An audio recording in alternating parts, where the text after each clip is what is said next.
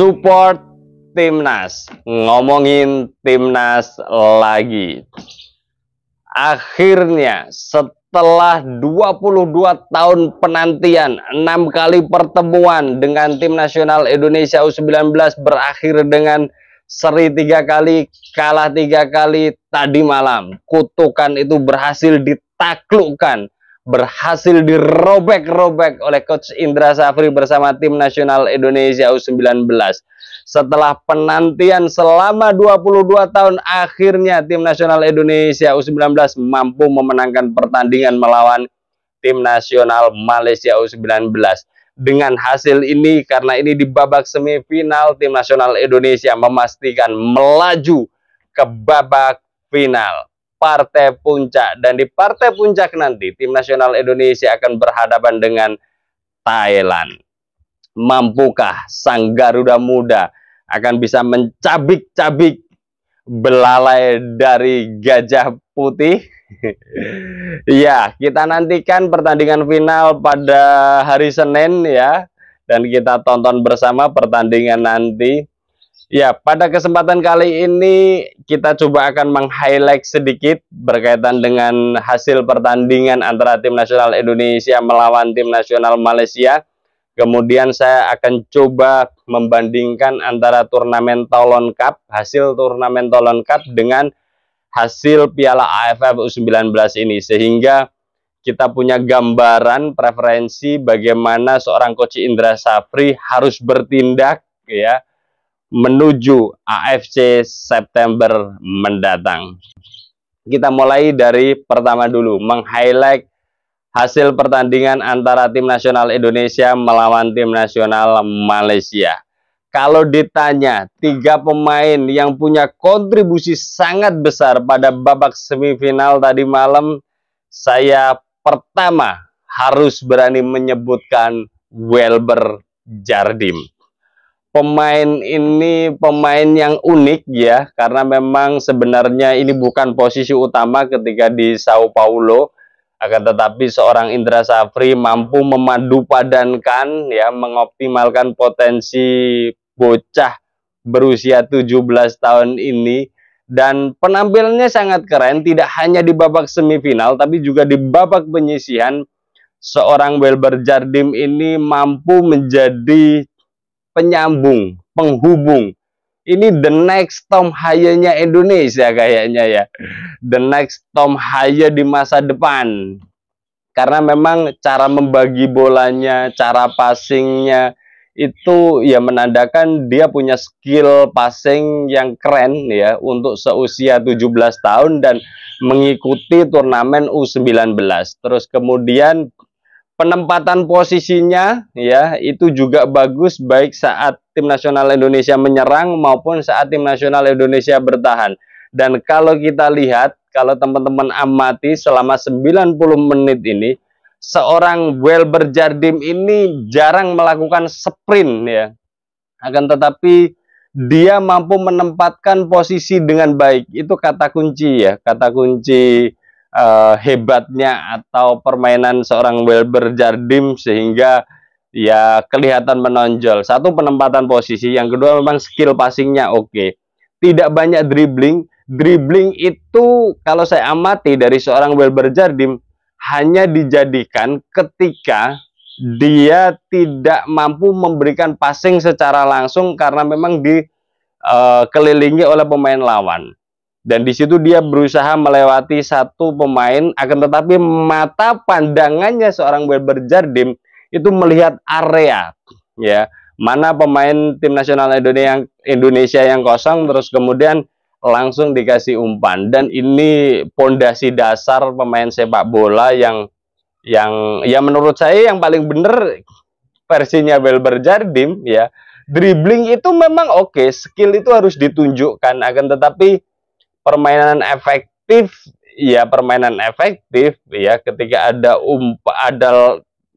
kawan yang memang berada pada daerah kosong dan itu bersifat membahayakan lawan ya langsung kasih umpan progresif, umpan menusuk jantung pertahanan.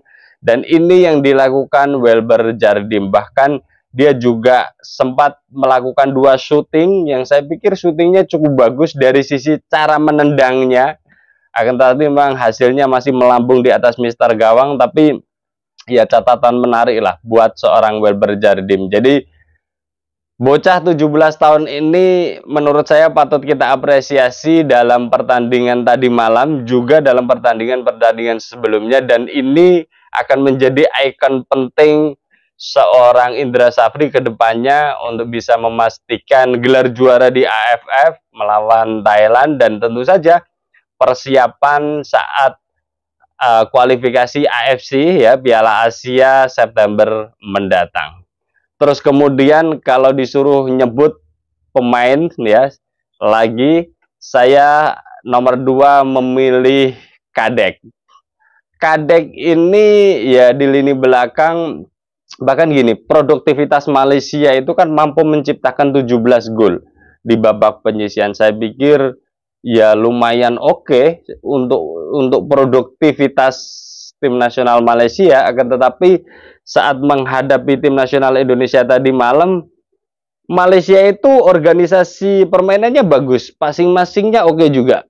Akan tetapi tidak terlalu membahayakan di lini pertahanan tim nasional Indonesia. Yang artinya apa? Lini pertahanan tim nasional Indonesia dengan lini tengah tim nasional Indonesia ini koordinasinya bagus. Memiliki koneksi hubungan yang mampu menutup ruang gerak dari para pemain Malaysia untuk melakukan serangan berbahaya. Dan kalau kita tanya leader di lini belakang, jelas Kadek. Dengan ketenangannya, beberapa kali dia melakukan clean sheet, headingnya dan sebagainya, body balance-nya ya, body contact-nya juga beberapa kali diperlihatkan dan mampu bisa menjaga lini pertahanan tim nasional Indonesia. Jens Schreven menunjukkan kualitasnya sebagai striker ya. Ada main plusnya dari seorang Jens Schreven, akan tetapi ya kita akan coba lihat, menunggu. Sebenarnya kita menunggu ketajaman khas seorang striker murni, tapi di dalam diri Jens Schreven itu belum kelihatan signifikan lah ya. Akan tetapi sebagai tembok ya, atau pengganggu konsentrasi lawan, itu berhasil diterapkan oleh seorang Jens Schreven. Bahkan ketika ada umpan lambung, terus kemudian dia berhasil mengontrol bola, 1-2 kali dia melakukan dribbling, menahan bola, bagus, terus kemudian memberikan umpan. 2 kali umpan yang diterima Welber Jardim dari seorang Jens Schreven, saya pikir itu bukti bahwa dia tahu kapan memberikan umpan yang matang kepada pemain yang lain. Akan tetapi dari sisi ketajaman memang kita belum bisa melihat gaya seorang striker murni yang haus gol ya, dan mendapatkan peluang sulit, akan tetapi tendangannya mampu menggetarkan jala lawan. Belum sampai di situ. Ya perlu diasah lagi, dan ini saya pikir bersama Dordrecht ya, nanti seorang Jens Schreven juga harus bisa melakukan yang lebih baik lagi, pelatihan lagi, terutama finishingnya sebagai killing the game-nya ya, agar pemain yang satu ini bisa perannya di samping memang mencoba mengganggu konsentrasi lawan, bisa menjadi tembok bagi para pemain timnas lain, terus kemudian kontrolnya, passingnya, seorang striker juga dituntut menciptakan gol, dan ini PR buat seorang Jens Schreven. Jadi kalau 3 pemain itu menurut saya menjadi poros dari tim nasional Indonesia U19, terlepas dari memang secara permainan kolektivitas ya pada saat melawan Malaysia berhasil tampil baik ya, bahkan pencipta golnya itu kan Buffon yang berada di posisi back kanan ya, center back kanan. Jadi ya semuanya bermain baik karena memang terbukti memenangkan pertandingan. Tetapi kalau disuruh memilih 3 nama itu, ya saya pilih Welber Jardim, Kadek, terus kemudian di depan Jens Schreven.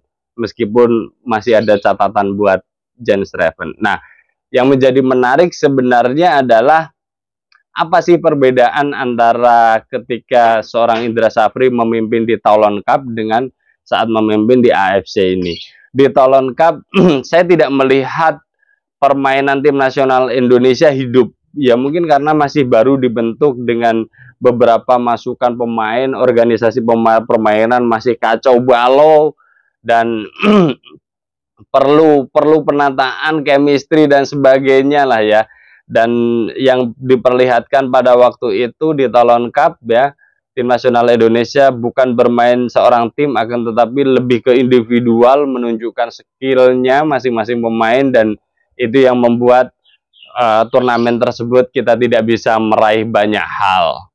Akan tetapi ya itu, tapi penting ya, mengikuti turnamen yang lebih besar dengan lawan-lawan yang lebih berat akan bisa menata mental, dan hasilnya diraih saat AFF ini. Jadi tim nasional Indonesia lebih tenang, lebih menguasai, meskipun tadi malam sebenarnya ball position juga tidak terlalu jomplang, imbang lah, selisihnya cuma dikit ya. Akan tetapi yang saya lihat itu mentalitasnya, ini auranya tim nasional Indonesia menang nih gitu ya. Dan ini ya buah dari perjalanan dari Toulon Cup juga. Jadi nanti PSSI juga ke depannya kalau memungkinkan memang turnamen-turnamen yang lebih besar dalam tanda kutip untuk pemanasan harus dilakukan, atau menjelang kualifikasi AFC nanti perlu ada istilahnya sparring partner ya, friendly match dengan negara-negara yang lebih hebat ya, rankingnya lebih tinggi, agar tim nasional Indonesia U20 nantinya ini bisa memenuhi ekspektasi masyarakat, lolos ke Piala Asia 2025. Jadi, nah kalau kita bicara hari ini ya, karena kan untuk persiapan AFC nanti jelas akan ada penambahan naturalisasi. 3 nama sudah disodorkan ke PSSI, Maurice Mohinoke, Tim Gaipen, terus kemudian satu lagi Max Dion, dan tentu saja nanti juga akan ada penambahan 3-4 pemain lagi, karena memang di Piala Asia ya kita belajar banyak dari apa yang sudah dilakukan Sintayong, dan pasti roadmap ini sebenarnya belajar dari Sintayong ketika membangun tim nasional Indonesia U20 dilanjutkan dengan membangun tim nasional Indonesia U23 yang sekarang menjadi tim nasional Indonesia senior. Jadi bentukan ini sebenarnya copy paste, karena ya kita lihat ada hasilnya. Terus kemudian kalau bicara apakah sudah memenuhi ekspektasi untuk di level Asia, belum, masih jauh, masih banyak yang harus disempurnakan. Maka ya ini terlepas dari apa yang sudah ditampilkan seorang Indra Safri ya, yang sudah banyak menorehkan prestasi untuk tim nasional Indonesia di semua kelompok umur, terutama ajang AFF dan SEA Games. Nah, ini menarik. Indra Safri harus berani ambil pemain diaspora lagi. Karena ya Piala Asia jelas saingannya lebih ketat, dan ini akan bisa memberikan bumerang tersendiri jika tim nasional Indonesia bertahan dengan materi pemain yang ada. Makanya 23 pemain yang akan dibawa di kualifikasi AFC nanti ya pemain yang harus setara 11-12 atau lompatannya jauh lebih keren, terutama dihuni oleh pemain-pemain diaspora ya, yang untuk menjaga keseimbangan itu. Kalau 3 nama sudah dikantongi dan sudah diproses, maka butuh sekitar 3-5 pemain lagi agar tim nasional Indonesia nanti lebih bisa variatif, utamanya seorang Indra Safri ketika ada deadlock dalam sebuah pertandingan mampu dicarikan beberapa solusi alternatif. Ya, seorang Indra Safri harus diberikan kesempatan, yes, karena historinya juga sudah kita lihat. Tadi malam sudah bisa membuktikan tim nasional Indonesia Senin nanti akan melaju ke final berhadapan dengan Thailand. Semoga saja gelar juara Piala AFF U19 berada di tangan tim nasional Indonesia. Bersama saya Setia Uban, thanks for watching.